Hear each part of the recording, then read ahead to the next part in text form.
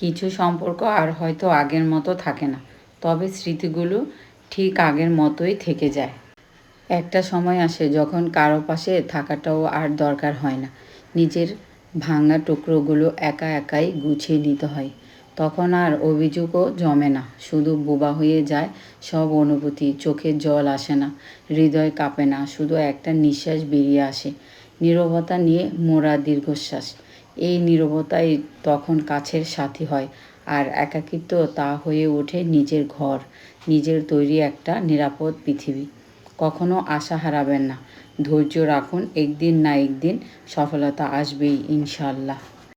মানসিকতার মিল না থাকলে তুমি কখনো তোমার ভালোবাসার মূল্য পাবে না।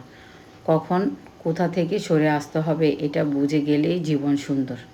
নিজের কিছু পরিবর্তন খুব প্রয়োজন, তার মধ্যে অন্যতম হলো কথা কম বলা।